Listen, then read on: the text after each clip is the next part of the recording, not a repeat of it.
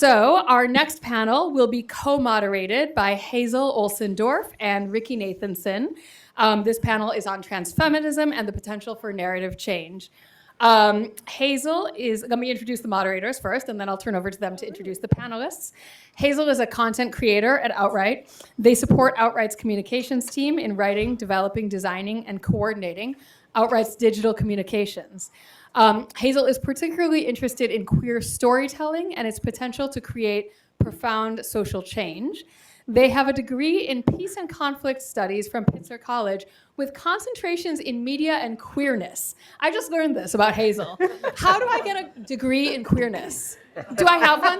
Honorary degree? Self-designed. Okay, thank you. Self-designed honorary degree in queerness. I think we can give that to everybody in the crowd. You are now bestowed.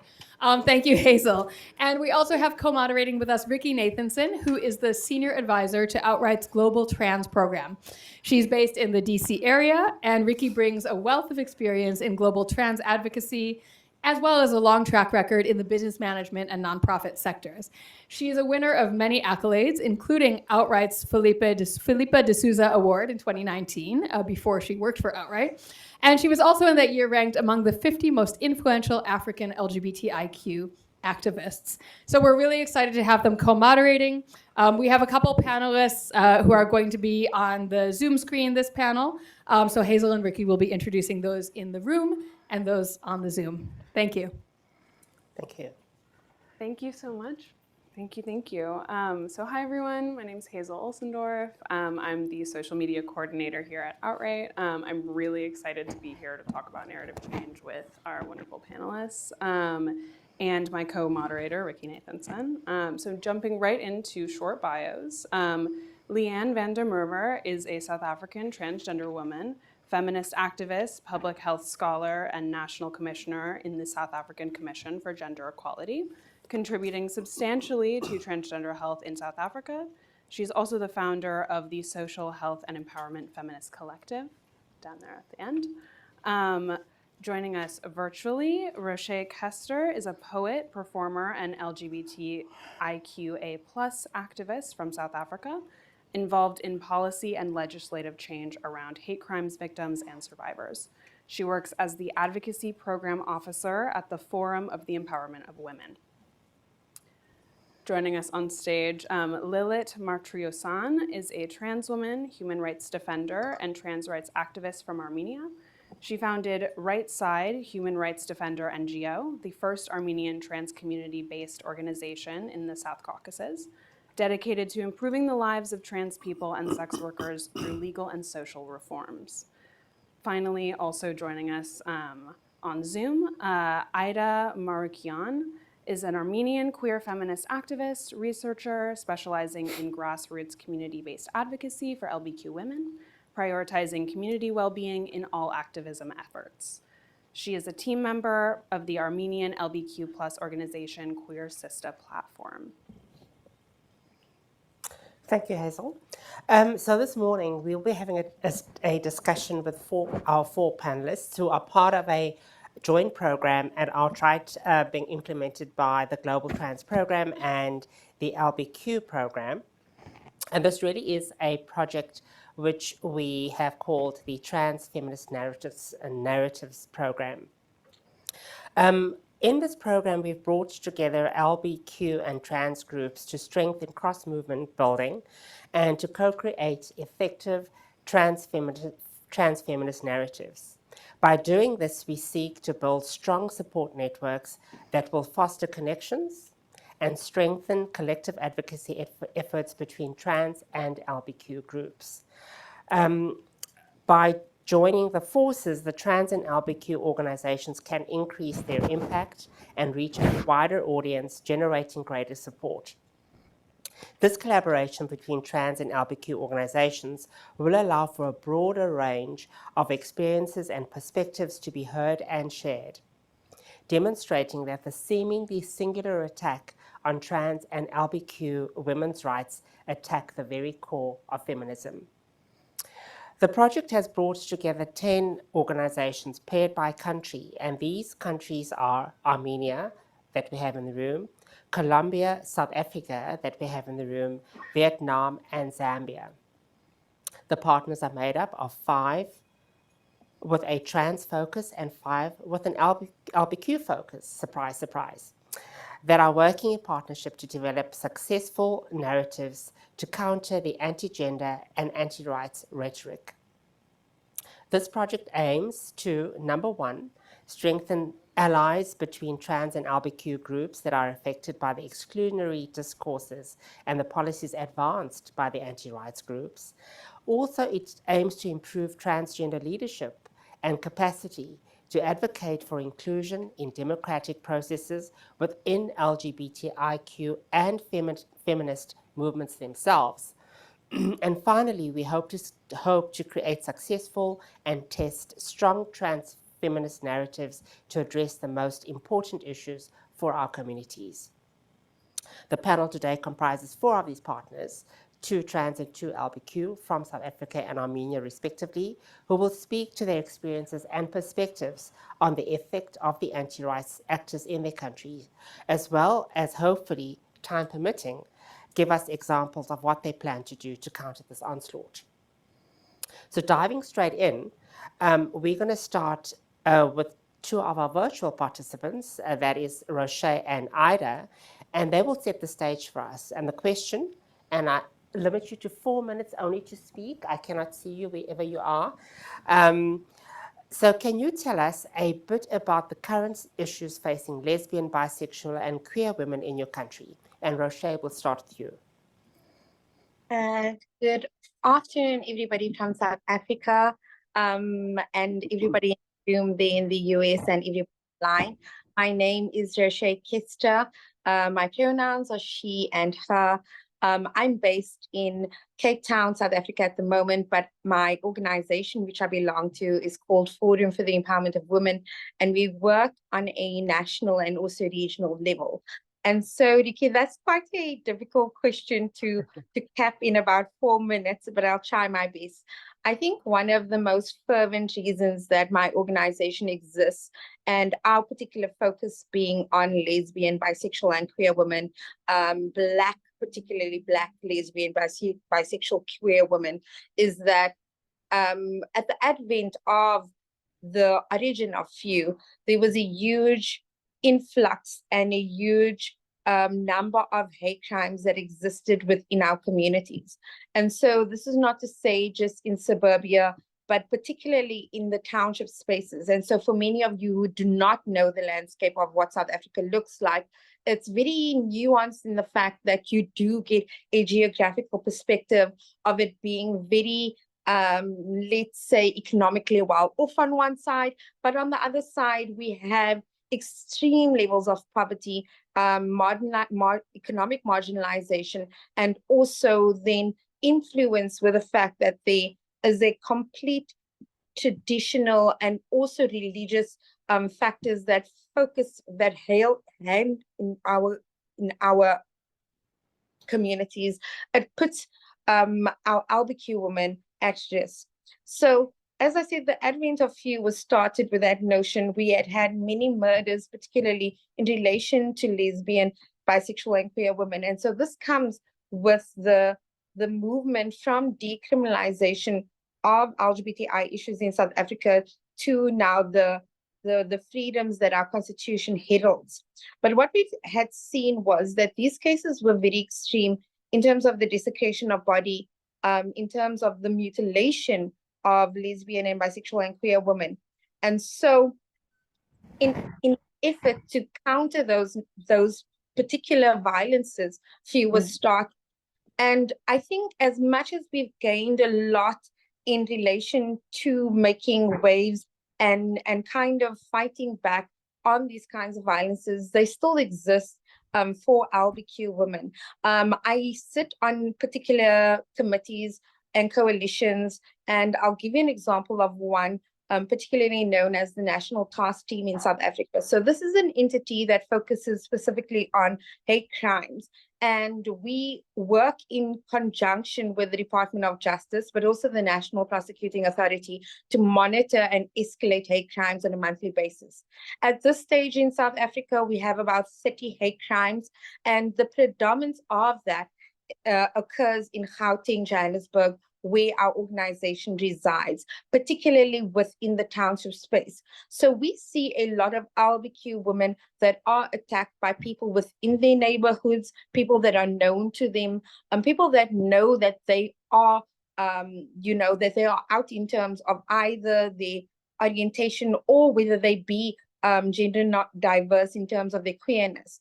And so this is a huge problem where we have this case law of 30 people that we monitor hate crimes for, but national awareness does not compute in the same language. And so there's this discrepancy between what is known to the public and what occurs within our communities. And this obviously creates a sense of hesitation in terms of just being yourself fully. It creates a sense of being weary about one's own safety, and also navigating spaces where things like structural and administrative violences occur. I do also want to speak in terms of health rights, what this means for LBQ women, given that we have these constraints of structural and administrative violences. So a lot of the funding that comes to South Africa is focused particularly on HIV work and key populations like MSM, and then also a people that are also then trans women in relation to HIV only. And this creates a huge problem, because when we look at the health rights of LBQ women, which is so varied in terms of what the needs are, there's seldomly care that's focused particularly on that. I can give you a simple example of just barrier methods. We know that female and male condoms are readily available.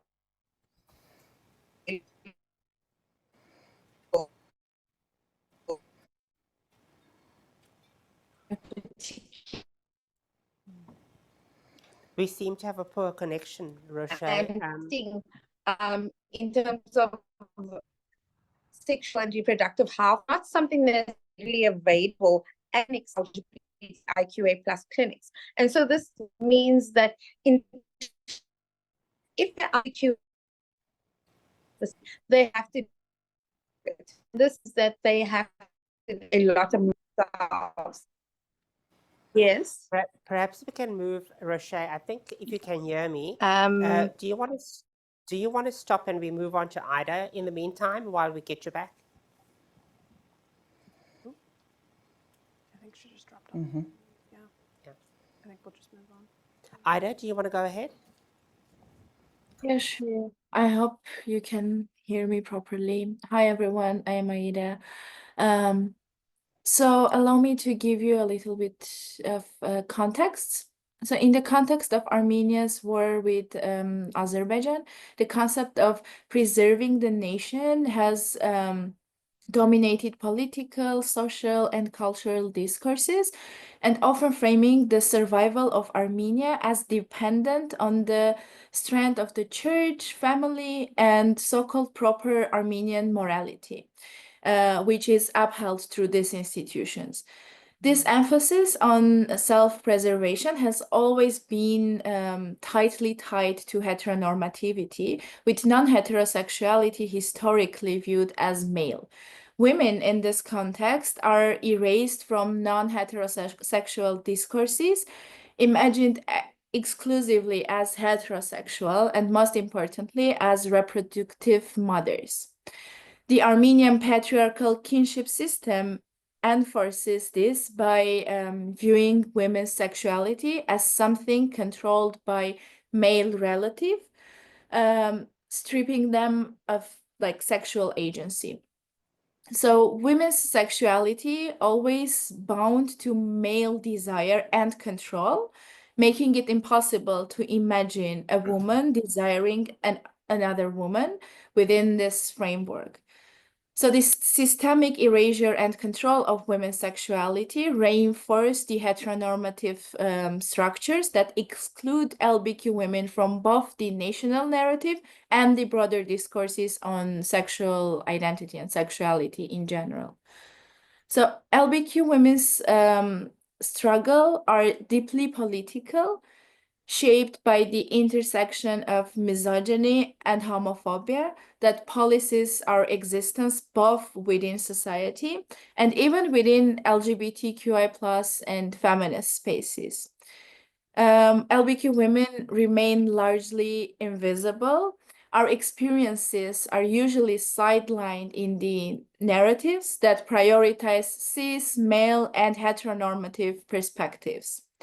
So this invisibility is not accidental. It reflects the broader marginalization of women's voices in all areas of public life.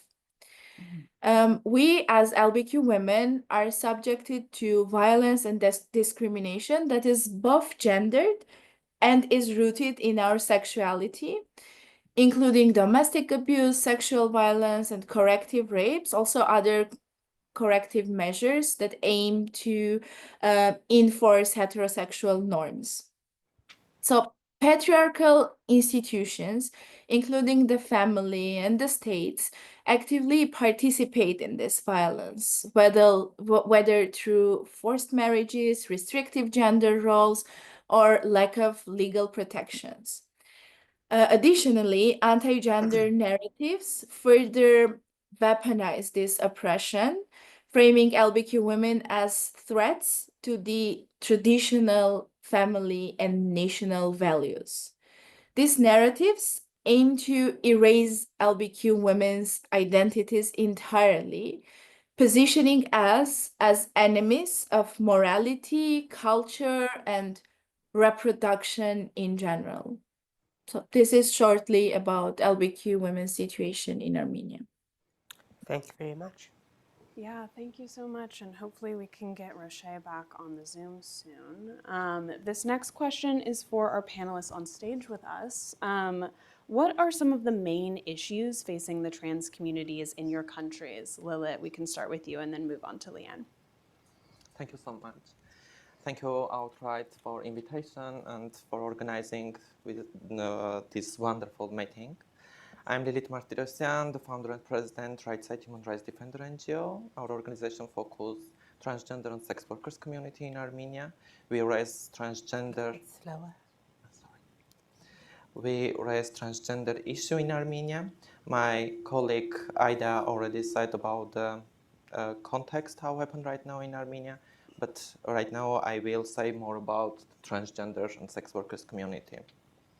I want to say that I'm first and openly trans woman who had a speech in the Armenian parliament.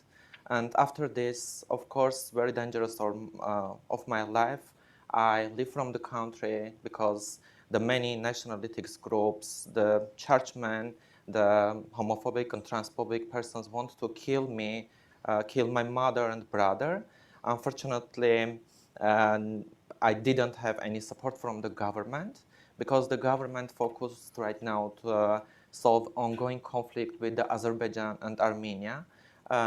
We had a war since 2020, and all this year the government not support the transgender and LGBTIQ community. Before my speech, I want to say that all my solidarity I sent the Georgian transgender community, LGBTI community that right now they're facing more difficulties and they want to change something in their country. And also I want to say that 2023, my friend, transgender activist, murdered her house. And 2024, model Kesaria Abramidze, transgender woman, also murdered her house. And unfortunately, the Armenian government not say about all this tragic news. And all this time, we as a transgender community not feel safe and secure because all this time we didn't have and don't have any support from the government representatives, no any support the public officials. Like Armenia still more homophobic and transphobic country. After my speech in parliament, I can't go outside and sit at the cafe, on the restaurant, because the people can't forget my face. And every time I facing more discrimination from the journalists, media representatives, and other person. And about the transgender community issue that right now they're facing, healthcare, the transgender community don't have the healthcare access, educational access. We don't have the transgender community who finish the university or schools. You know that it's very difficult, that you not have a job and you doing the sex work in the country that you want to live because it's not safe for and secure for your life. And we have a lot of refugees right now come from the Russia because the Russian situation is very bad. We have the refugees from the Ukraine and other countries. Armenia, located in the South Caucasus countries, like the Azerbaijan, Armenia, and Georgia, and Turkey and Iran. And right now we have a lot of refugees that came from these different countries. But all this region that's not safe for the transgender community. About the legal gender recognition, right now our organization works to with the Ministry of Justice to change about the legal gender recognition. We changed the name change processes about the right now more easy for every transgender community representatives, but before it's very difficult. But it's not about the legal gender recognition. It's so hard because the government don't want to include as their laws. When I sent the invitation that we invite them participate in our roundtables, like the meetings, they reject. They just don't want to target it from the society reaction. And sometimes it's like the activists that I want to cooperate with them, they reject all my connection. But I, like the activist, I'm doing my work, my activism to change a lot of things in Armenia. About the healthcare access, that right now more difficult situation. In Armenia, we don't have one endocrinologist who can support, who can give us like any help to find the hormones, like the hormonotherapy, like, yeah. Again, we connected with the Ministry of Health about these issues, but again, they wanted to connect with us. And we don't have the laws, we don't have the anti-discrimination, anti-hate speech, legal gender recognition law. And right now, the Armenian government won't go to the US and European side, and they want to accept new law, anti-discrimination law, but they excluded gender identity and sexual orientation. How can we cooperate? How can it's about the anti-discrimination law that you're not including the gender identity and sexual orientation? Mm-hmm. And about the social stigma and violence. Every time the transgender, every step it's a fighting. Outside shops, bar, and different places. Every time we must to show that we are exist. We not want to discrimination. We want to leave this country. We want to continue and raise our issues. But the society very homophobic. In Armenia, we have the very transphobic groups that they start the beaten in outside transgender community. And airport also, the bank also, they open our passport and see our gender, it's a different, our look, it's a different, they starting discriminating us. Every time. And every time when I go to the different countries and they know my face and open the passport again, they started discriminating me. And this fight every day, every minute. Thank you so much, Lilit. Yeah. Okay, so now moving on. So we'll move on to Leigh-Ann and Aida. And really, basically, this conversation, we heard about the violence that's been faced by trans women in Armenia, the violence that's been faced by LBQ women in South Africa and in Armenia as well. And I think we all know in this room that the main driver of the violence that we face across the board is really the anti-rights movement, the anti-gender movement. So moving more contextually, could you answer, Leigh-Ann and Aida, what do the anti-rights or the anti-gender forces look like in your country context? And what narratives do they use to attract others to their cause, particularly in relation to trans and LBQ women? And we'll start with you, Leigh-Ann.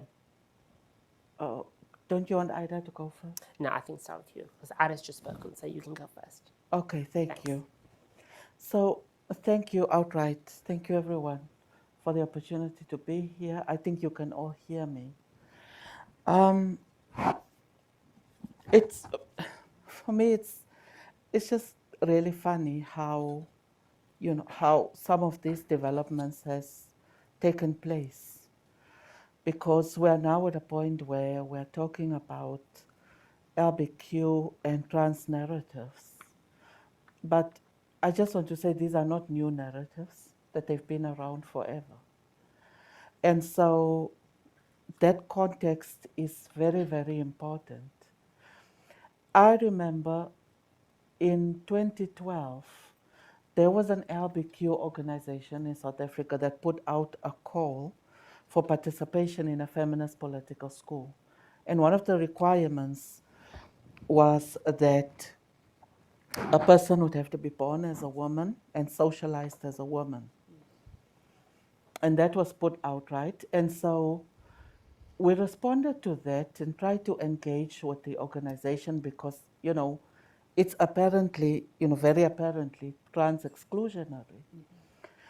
And, there were a lot of feminist activists who kind of supported that narrative. And one of those activists was in a meeting with me 2 weeks ago in Nairobi, Kenya, and has been, very vocal about trans kids and what. And it was quite, I don't know, it was quite shocking to me because this was a person who had said that the trans community cannot be so sensitive that every time we talk about anti-trans, that the community would take exception to that. So one, that is part of a country context, right? But even like, if we think about the fact, Rikki, that many organizations are called LBQ organizations, and that for me, it's not a must happen. There's a reason why it's called LBQ, and I'm interested to explore why is it not LBQT, right? And in Africa, some of that translates to LBQ and trans men who came into the life with having a female body, and so we would rather engage with LBQ and trans men to the point of excluding trans women. That is how that has played out in Africa, So I think we also, in our narratives, we've got to be very real and very intentional about some of these things, and also about language justice. Because if we talk about LBQ, like a lot of the spaces, like even if you go to some of the UN groups, if you come to the Commission for the Status of Women, it's LBQ. Mm-hmm. And the trans person will be, just selectively co-opted onto those groups. Yes. Mm-hmm. Without real, meaningful, and intentional representation. And if you are too vocal, you also get excluded from those spaces, because in Africa, I have challenged this dynamic. So the invitations will stop coming, and you will be purposely excluded from organizing things, from being engaged as a speaker, because it's very hard for people to sit and digest this ideology. It's easier to brush it over, but we've also got to locate this back into the historical context, which is why I mentioned the story of the activist who is now a fierce fighter, according to her, not me, a fierce fighter about including trans kids and making sure trans kids are getting services, because that's also the kind of language that puts us in the eligibility spaces for grants, etc. Thank you, Leigh-Ann. Aida? So, about anti-rights and anti-gender narratives. In Armenia, anti-rights and anti-gender forces are deeply tied to the country's history of war, conservative social norms, and in the last years also with the religious traditions. These groups often use queer issues, especially those affecting trans and LGBTQ women, to create fear and division in society. So one of the most common narratives over the years has been the LGBTQI plus rights are part of the Western agenda that threatens Armenian traditions.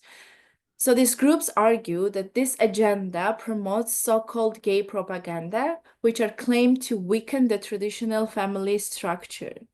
This is seen as a risk to the nation's survival because they assume that this will threaten reproductive capacity and thus lead to a decrease in an already small population of a small nation surrounded by enemies. Another damaging idea emerged after 2020's Nagorno-Karabakh war. So LGBTQI plus people were blamed for supposedly weakening the nation's moral strength and ability to fight its enemies. Some have even gone as far as to suggest that queer people should have been sent to the front lines instead of the moral cis and hetero people, because it will solve two problems. They will fight the enemy and queer will disappear. Yeah. So this cruel narrative has caused even more division, framing LGBTQI plus individuals as undeserving of respect or protection. These narratives exploit deep-seated anxieties about national identity, survival, and morality within Armenian societies. So they frame that LGBTQI plus people, they frame LGBTQI plus people as a cause for larger societal issues, further marginalizing LGBTQ people. What is particularly alarming is that anti-gender forces successfully co-opt nationalist and religious ideologies to justify violence and exclusion towards LGBTQI plus people. This manipulation of queer issues not only perpetuates harm, but also makes it harder for Armenian society to imagine a future where all individuals, regardless of gender or sexuality, can coexist peacefully. So these are the main ideologies that anti-gender and anti-rights forces are framing their narratives on. So Thank you so much, Aida, for that. So this next question is for Lilit and then Roché. Thinking about these impactful narratives that we've heard today on this panel, why do you think that it's important that trans and LGBTQ communities work together to confront these narratives? Thanks so much for the question. I think it's important to work international communities to work international donors to raise our needs, collaboration, intersectionality. It's so important because I agree that we speak about the LBQ organizations and also the trans community, trans organization. Of course, the trans community excluded all these groups. All I can say that our organization right now have a more support the women's organizations than another organizations. We feel that intersectionality is so important stage to say about our collaboration and also teach the society about the sexual orientation and gender identity. Especially in Armenia, the society don't know more about the gender identity and sexual orientation, and when they don't know more about the gender identity and sexual orientation, they started hate the transgender community.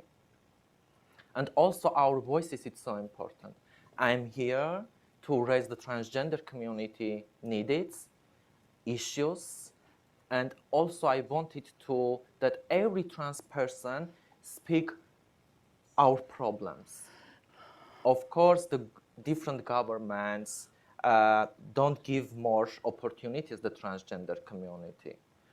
Also, all the political leaders' speeches affected on our countries, especially the Trump, especially the Putin, like their speeches against the transgender community. And our media representatives use these false narratives and medias and different, and they starting more target the transgender community. It's so, I understand that the election, it's not only the USA, it's a geopolitical problem that all this effect on transgender community in different countries, especially that country, they're more transphobic and homophobic. How can we cooperate and how can we work together? It's collaboration, it's intersectionality. Thank you. Thank you, Lilit. Roché, you're next. Yeah. Yeah, I think it is for me kind of that there are so many similarities in these two groups that we actually need to get together to fight a common enemy. So I think that's the first thing. We need to identify that the threats against LGBTQ women and trans women are the same, particularly in the global space at the moment with the anti-rights and intergender movement. And so even in my own country, there's been this work that has been taking place in silos, but collectively, if we bound together, it makes for easier cross collaboration and also pushback in terms of what we're trying to do. And so I'm also thinking about the similarities in the types of constituents we have and the problems that arise from these communities, particularly that we are Black, that we experience family rejection, that we are vulnerable to violence, that we have economic exclusion, that there is no measure of aggregated employment for LGBTQ and trans women, and that also that we fit within this category of gender-based violence in our country, but we're completely erased in that. And so I'm in agreement with this intersectional approach. And I also think it's a measure of calling in people that are in the same movement, because what has happened is it's almost like now everybody is pitted against each other because of lack of funding or because of lack of availability of resources. And so this creates then a measure where you're trying to vie for yourself as a group, but you're also not taking into cognizance the very fact that there are so many things in common when we are trying to fight this fact. And so even to echo what Leigh-Ann had said, this discrepancy between LBQ and trans within South Africa, this has been a great opportunity for us to merge as organizations and to set a standard that calls in, these particular groups as they have been pitted against each other, and to look at how feminisms then are how we can work together to fight the common enemy, which is these patriarchal structures, these microaggressions, these structural and administrative violences. I also think it lends to calling in humanity and compassion, and speaking to the fact that beyond the humanity and compassion in terms of legislative and policy change, it takes a village to push forward these mechanisms, particularly in our country where laws can take up to 2 to 5 years to even be passed. And the smallest adjustments to our constitution calls for a greater voice. So I think there's greater strength in collaboration, there's greater strength in cross-movement building in general, and we need to identify the things that unite us versus the things that cause differences. And I think for a long time, those narratives of other people, whether it be trans exclusionary feminists, whether it be women within their own realm that kind of have been made to think that trans organizations get all the funding, these kinds of things are more harmful, and it doesn't translate when we actually get together and speak to each other. I've had such a wonderful time working with Leigh-Ann on this project, particularly because I've seen so many similarities and understandings of our intersectional practice and our political agendas within the LGBTIQA plus movement in South Africa. So as much as we always try to frame it, yes, this is LBQ work, but in conjunction with a trans organization, we always putting forth a foot to fight within the greater LGBTIQA context, but also within the human rights context, which I think is pivotal at this moment, particularly when it comes to cross-movement building. Thank you. Thanks, Roché. That's exactly why we're having this conversation today, is to really speak to what does collaboration look like, and how can we address all these issues that are coming up that we're facing with the anti-rights movement. So moving more to an Armenian context, and I'll address this next question to Lilit and Aida. So we've heard that this program is going on, this trans-feminist narrative program is going on at Outright. So my question to you now is, what are you hoping to accomplish through the work with Outright on narrative development, and what is one specific goal you have in mind? And we'll start with you, Lilit, and then move over to Aida. Okay, for me, I have a local goal and global goal. Mm-hmm. It's a local goal: advocate for legal gender recognition and anti-discrimination law in Armenia by highlighting the humanity and resilience. And global goal, it's a develop framework for trans and LGBTIQ inclusion that other countries in the region can adopt. It's two goals, and also help to trans community listen their voices, especially the young trans women who facing the more challenging. It's Great, thank you. And Aida? Thank you for the question. So through the work with Outright on narrative development, we aim to challenge the anti-gender narratives by promoting a positive and inclusive attitude towards trans and LGBTQ people, while also shifting the focus beyond identity labels. It is important to highlight that trans and LGBTQ individuals are not defined only by their gender or sexuality. We are human beings with complex lives, navigating systems of power and oppression that perpetuate violence, discrimination, and sexual abuse. Centering this reality means acknowledging that our struggles are rooted in broader patriarchal and structural inequalities that harm all marginalized groups. By moving beyond tokenistic representations, we emphasize our communal agency, resilience, and lived experiences.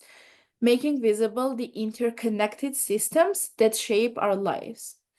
This feminist approach confronts the dehumanization and invisibilization of our communities. Another hope is to begin building cooperation where it doesn't always happen naturally. In many cases, there are gaps between trans and LBQ communities. We aim to promote change and acceptance within our communities, not just in society as a whole, but with queer spaces within queer spaces themselves. We at Queer Sister work with lesbian, bi plus women, queer and trans people. So this is how we define the community we work with. And it is so strange for me to separate them because there are people who are both trans and LBQ. When we say trans and LBQ communities as two separate ones, we somehow overlook them who belong in these two communities.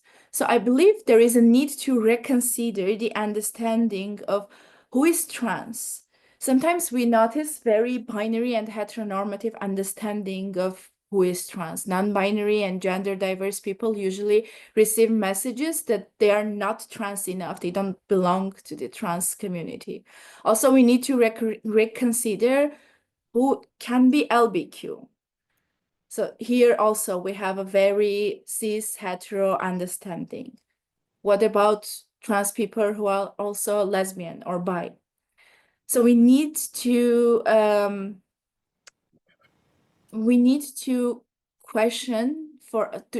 ask a question to ourselves: are trans and LBQ really separate, or they are interconnected?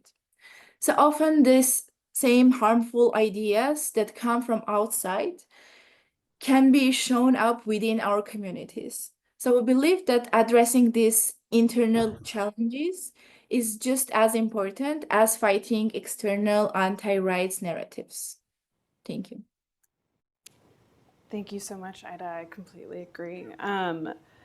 So last week, the entire program, all of the participants from the 5 countries met in person, and I'm really curious to hear, has your thinking about successful narratives shifted since you began working with Outright on narrative development? And what are like 1 to 2 key takeaways that you have? Leigh-Ann, we'll start with you, and then we'll move to Roché. Okay. In terms of the physical meeting, I've been doing this work since 2009, which is transfeminist work.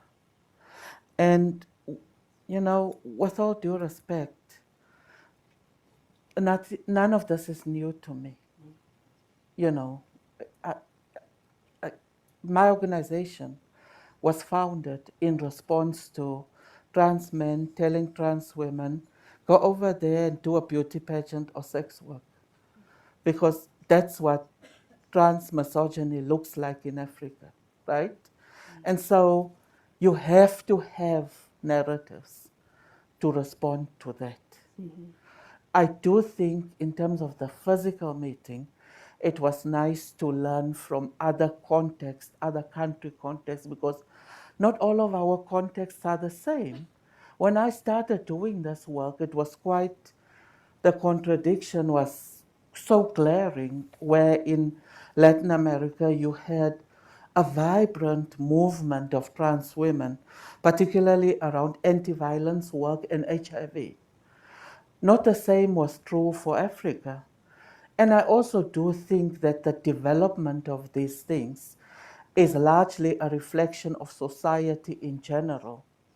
Where in Africa you transition into manhood, it's a pat on the back, welcome to the boys club. And if you transition into womanhood, it's like, of all the things you could be in this life, you want to be a woman, right? And that is the bedrock of violence, of exclusion, isolation, all of these things. So when we develop these narratives, it's important to think about what is happening in our own movement, trans men and trans women, And then there's a dynamic between gay men and trans women, right? And we now have, and I say this with the biggest love, people who call themselves non-binary. But remember, for me in Africa, it's very different from you in New York calling yourself non-binary, because when you get home, you wipe off your lipstick and then you get the respect of masculinity. It's not the same for me as a trans woman who's navigating safety every day under the hot African sun. And I mean that literally and figuratively. If you look at laws, laws are really written in a very patriarchal and a misogynistic way. It is about all of these things that you can be. You want to be feminine, right? That is deeply rooted in hetero, sexist, misogynistic ways of thinking. So when we develop these narratives, it was interesting for me to hear other country narratives because, like I said, our contexts are not the same. Even if you look at countries in Africa, our contexts are not the same, you know. We're currently implementing a project on gender equality and what that means for LBT women. What does it mean for an LBT identified woman who's living in a rural area? How are those persons' issues addressed within the broader movement? My work in the Gender Commission is about women in all of our diversity. We now have a very problematic dynamic in South Africa because the Gender Commission wants us to think about the rights of boys and men. And I keep asking myself, when did I go to sleep and open my eyes in hell? This is what it is, you know? So, I mean, if we're talking frankly, I have no interest in talking about the interest of boys and men. I have no interest in affording a community who's already privileged with more power so that they can retaliate with more violence. In the 16 days of activism for violence, no violence against women and children, the Gender Commission was asking us to think about the rights of boys and men. So inappropriate, like particularly at this time, to be thinking about boys and men. I was so shocked, I sent it around to many colleagues. Did I share it with you? No, you didn't. I sent it to many colleagues, but this was also for me a talking point in the AWOD conference, you know. But long story short, those narratives, nothing is new to me. I just think we have to think about very particular messages about, we've got to first sort out what's happening in the broader LGBT community, the subjugation of LBT women by especially white gay men based in the West and North. Got to first think about that. And then we've got to think about the dynamic between African trans men and trans women and respond to that particular narrative. And then we can connect the dots between ourselves as LGBTQ women because we have much more in common than we have differences. Thank you. Thank you, Leigh-Ann. Roché. Yeah, I think for me, definitely the country context was interesting to hear, the kinds of narratives that come out of various countries. And to a degree, I am going to say that with Leigh-Ann, I agree, these narratives have always been prevalent in our society. And these narratives are, in fact, the very narratives that spur on hate and violence. Particularly from traditional leaders and then also religious leaders within our country. We've seen how they mobilize these narratives to then enact acts of violence and, build communities of hate to perpetuate these various means that are either physical violences or then, other measures that are not as lethal, but let's say in terms of hate speech and also discriminatory practices through verbal practices, or whether it be extortion, whether it be theft, whether it be arson. All of these conglomerate of hate crimes spur from those narratives. What I would say was what was very useful about engaging with the other constituents from other countries within this project was to look at how prevalent and how incessant and how strategic these narratives have become. These movements have become moneyed.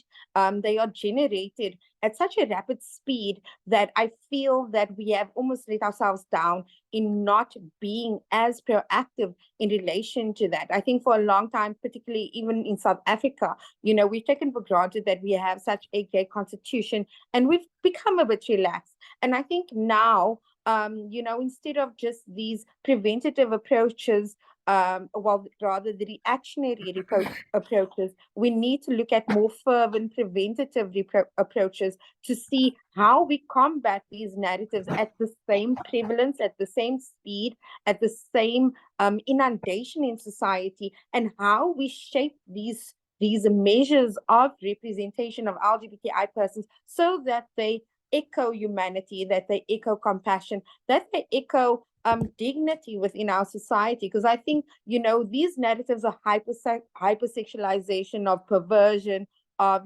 complete moral decay from LGBTI persons need to be counted with a measure of, dignity and humanity. And it needs to be framed in a different way. I think what was useful for me was also thinking about the various means in which we narrate our stories. I think there's a huge issue, particularly in the African continent as a whole, but even within my own country, about complete erasure about the LBQ and trans movements who have spurred towards various mechanisms of freedom. There's an erasure of our role in apartheid in South Africa. There's an erasure in relation to what pride looks in South Africa as well, and how LBQ and trans movements were at the advent of actually creating those political statements for the freedom and then also the genitive rights for all individuals within our country. So I think for me, it's really looking at how we frame ourselves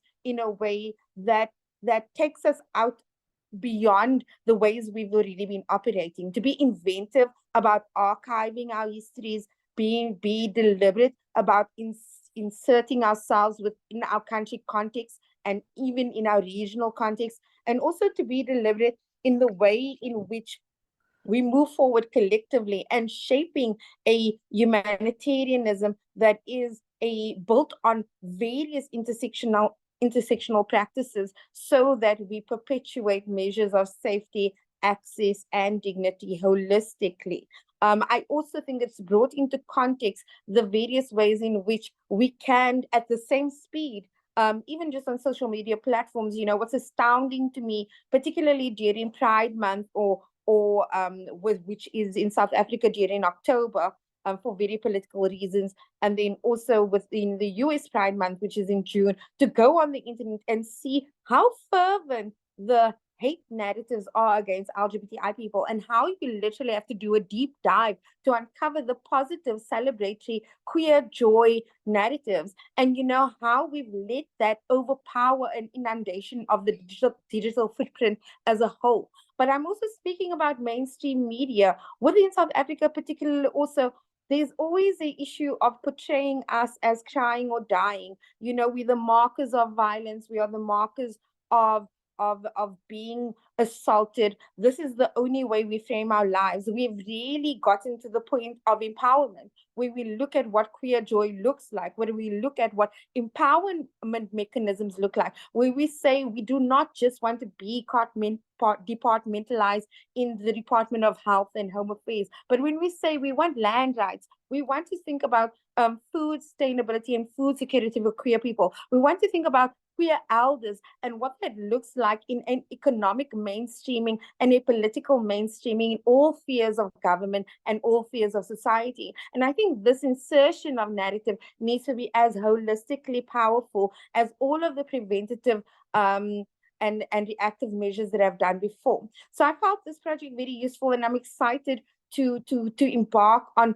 what the possibilities are of reshaping our context and also bringing louder visibilities within the two organizations that we're currently working with, but then also to create that greater cross collaboration, movement building. And I think that this is a particular start to ensure that we have a louder voice, a louder footprint, and a more nuanced representation of what LBQ and trans women are holistically. Thank you.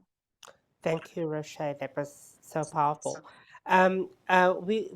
We're running out of time, so I will only ask one question to Aida, and to wrap us up, if you can really quickly give us some tangible suggestions for groups in other contexts who want to counter the anti-rights or the anti-gender narratives and rhetoric, like in 2 minutes, literally. Sure. When it comes to countering anti-rights and anti-gender narratives, one of the most effective approaches is to connect with people on topics they already care about or can relate to. Many of these harmful narratives succeeded because they talk about things people are familiar with and also care about. By grounding our messaging in shared values like family, community, or fairness, we can start to build bridges and challenge those narratives. Also, including community members in this work is essential. When people hear directly from those who are affected, it can break down stereotypes and make issues more real. Storytelling is especially powerful, I believe. Personal stories have the ability to shift perspectives because they show the human side of these struggles. For example, hearing a trans person or an LBQ woman talking about their experiences, their hopes for the future, or the challenges they face, this can make a deep impact. At the same time, we must always prioritize safety and security. Many anti-rights forces use intimidation, harassment, or violence to silence voices that they don't agree with. So it is important to have a clear plan in place to protect both individuals and the wider community involved in this work. And finally, while it is important to counter harmful narratives, it is just as crucial to share positive messages about queer people, as they usually perceived as someone who is immoral or just a bad person. So, by focusing on relatable issues, amplifying real stories, and keeping safety at the center of our work, we can push back against these harmful narratives. And I hope to build a stronger and more inclusive movement. Thank you. Thank you, that's great. Awesome. So I think we'll move to like a very short Q&A moment. Should we start with the... I think what we'll do is we'll take a round of questions, say 3 questions. And if you can point out who you would like to answer your question, that'd be great for us. Otherwise, we'll throw them in the deep end. Okay, so first question. Going once, going twice.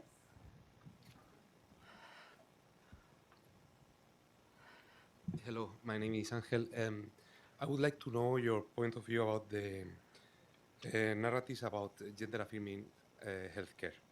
Seems like in the political discourse is what is being attacked lately. I know here in the US and also where I come from Spain. So I would like to know what is the most powerful or more effective narrative to counter all these things that are happening now. Could you introduce yourself, please, sir? My name is Angel Chica. Right now I'm working in the World Bank as a consultant. Thank you. Another question?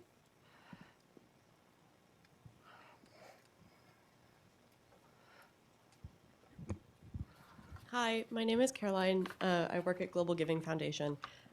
My question is, how do you counter the argument of people saying, well, we want to protect the children from making a permanent decision, and they try to get you with like a trap question that they don't actually intend to answer or do anything about?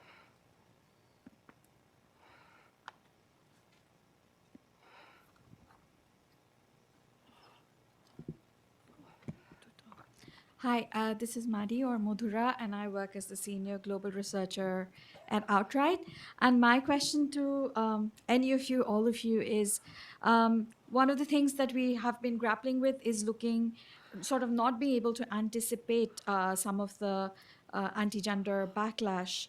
So I'm just wondering, as part of your creation of narrative work, are you thinking of what new ways this LBQT sort of consortium can attract certain kinds of backlash, and how are you sort of building that into your narrative creation? Thank you so much.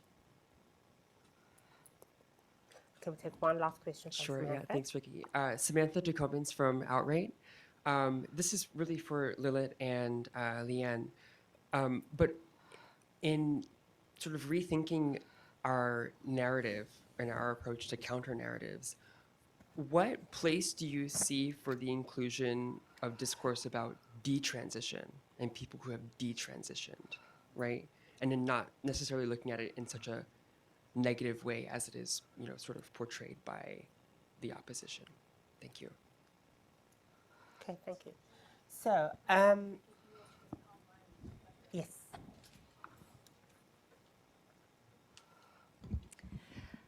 So I just want to call out our participants from Canada, Trinidad and Tobago, Kenya, Ghana, and Scotland, just to give you a breath of who's in the room. There's been a lot of really great consensus building around language, and obviously Roché got a lot of love at the end there when talking about the need to look at different forms of narrative building and kind of reclaiming the space in regards to storytelling. So there is a question about, and I'll read it just directly because I think it's well written. With the disparity between progressive laws in countries like Argentina and Malta and regressive practices elsewhere, just escaped. How can the global trans and gender diverse movement bridge the gap without imposing a one-size-fits-all solution?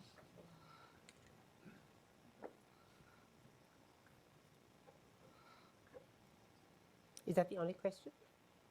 Great. Okay, so if I can ask Leigh-Ann, can I put you on the spot?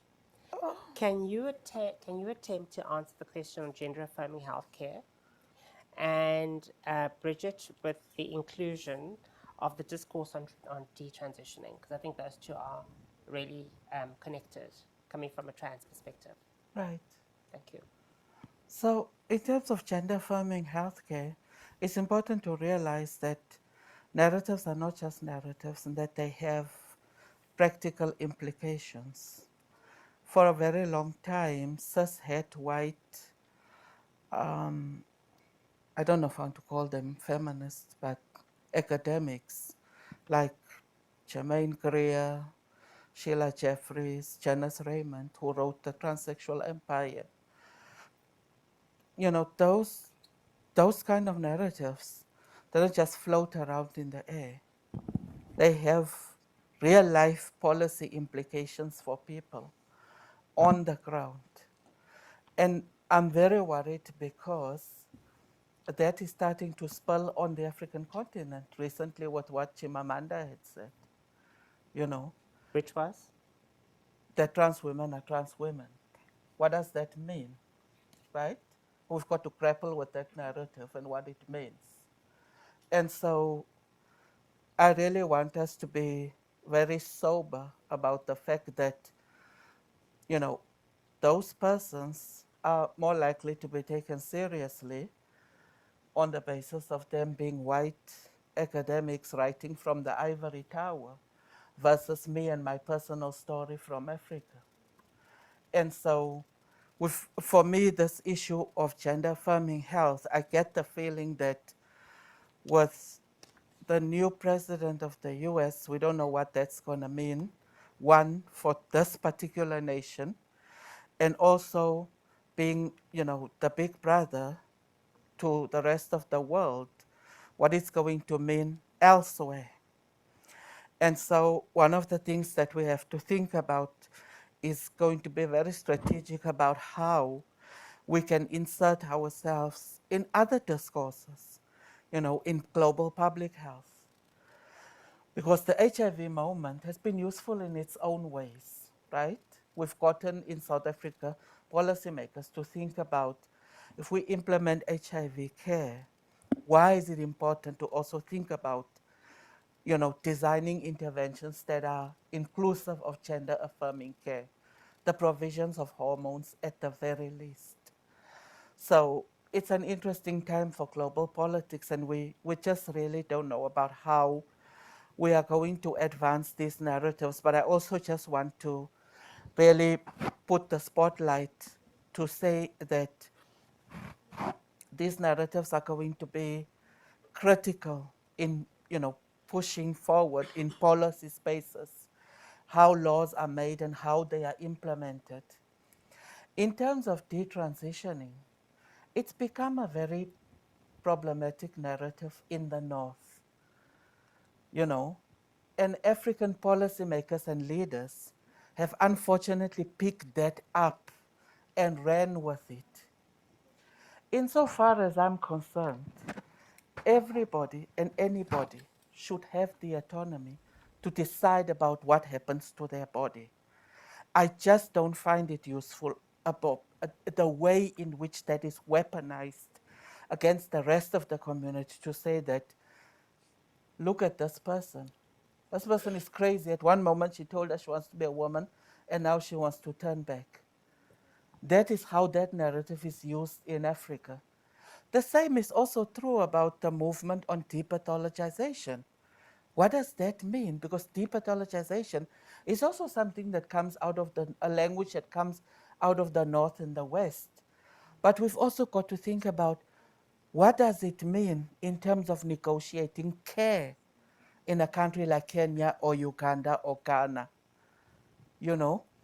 So I've been taken, and this is my personal view, when you quote me as Leigh-Ann as a person, not linked to any organization, because I want to make that disclaimer, because the thing about depathologization is we have to take it with a pinch of salt, right? Where does it come from? Where has it emerged from? And if that comes from academics writing from the ivory tower, I have a problem with that, because that translates in very negative ways in the lives of trans people on the African continent. Many trans folks have to get drugs from Europe, particularly testosterone injections, because these are the kind of narratives that fuel the ways in which we are able or not able to access really life-saving drugs. Because the truth of the matter is that these things are life-saving. Hormones are not just hormones. We're not drinking hormones because we want to feel euphoric. We're taking hormones also as a matter of safety in our communities. For many people, it has practical implications, and that's why we've got to grapple with these narratives. I'm very worried about this discourse around detransitioning. And also, I think in South Africa in particular, there's an elephant in the room and we're not addressing it. There's an elephant in the trans movement and we're not addressing the issue of detransitioning. But again, from where I'm standing, each person has the right to do with their body as they please. And that should not be regulated by any government. I'll stop there. Thank you, Leigh-Ann. Great. So we have 2 minutes, just over 2 minutes left. So I'll throw the next question out to you, Aida. Can you, to answer Maddie's question, is there anywhere in these discussions you've been having with the consultants going back this last 4 or 5 months that we've started the program, where you have been able to speak about anticipating any backlash that you might experience or whatever threats you might experience by implementing this project? 1 minute really, so I can get to the last question. So I don't think we will receive some new kind of new forms of backlashes than what I already said. So I believe that specifically now that war is really an active topic, that all the social discourses in Armenia are around the war. I really think that when we start talking publicly about LGBTQ issues, they will start manipulating queerness in general as something that could make Armenians weak when it comes to fight with the enemy. And that and like this will be the general narratives, and from this they might also erase the backlash about like making women something like that. Queers or the Western propagandists are trying to somehow destroy women's ability to reproduce, and in this way also weaken Armenia's capacity as a nation. So I think they will target mostly on like the discourses will be mostly on war and queers making Armenia a weaker country in a sense. Yeah. Thank you. Okay, so we have like really 6 seconds left. 5, 4, 3, 2, 1. I think so. Just to like really quickly try and answer those last 2 questions around protecting children and bridging the gap between the positive and the negative laws, like comparing Malta and Argentina. So speaking to children's rights, I really, and this again, I'm also a disclaimer, this is a personal opinion. I really would put the onus and the autonomy of what happens with the child or a child's health and their bodies with the guardians or the parents of those children, because they know best. And I do not believe that any state or any government should prescribe to how an individual should raise or should or should not raise their children. And how do we bridge the gap between the really progressive and the very regressive laws that we're seeing comparing Malta to Argentina? That really is that's a big question, and I'm happy to discuss this outside of this meeting. But really, I think we need to look at the agency of the individuals, and what right does any one government have to say what their citizens should or should not be able to do with their bodies and with their identities. You know, it's just such a loaded question, and I'm sorry we're not giving it the time and the justice that it deserves. But in long and short, really, I think what needs to happen is that those countries. So why is it that Argentina is where it is now compared to what it was in 2012 when it was the first country to introduce self-determined legal gender recognition? There's been a change in the politics of the land, and that's why it has regressed so much. So then the question is, how do we fix that, right? There's just so many ways we could tackle the answer to that question. But in a nutshell, I think the world is huge, the globe is huge, and there's just so many countries with so many different aspects. We heard what's happening in Africa, and where Leigh-Ann was saying we cannot paint the whole world in one brush, in one color of a brush, to say what happens in the global north should be applicable to the global south. But by the same token, we also need to be very respectful of the human rights aspect of the citizens, be they trans, be they LBQ, be they cisgender, heteronormative people. Everyone has the right to personal and bodily autonomy and integrity. I think that's really the starting point of how we can start thinking of how to bridge these gaps. And with that said, I'm way over time. I'd like to thank you all for attending this session, and I'll hand it back to Neela.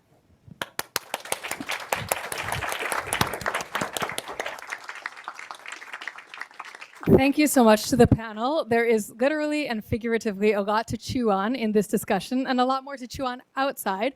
And I just want to reemphasize the last thing that Rikki just said.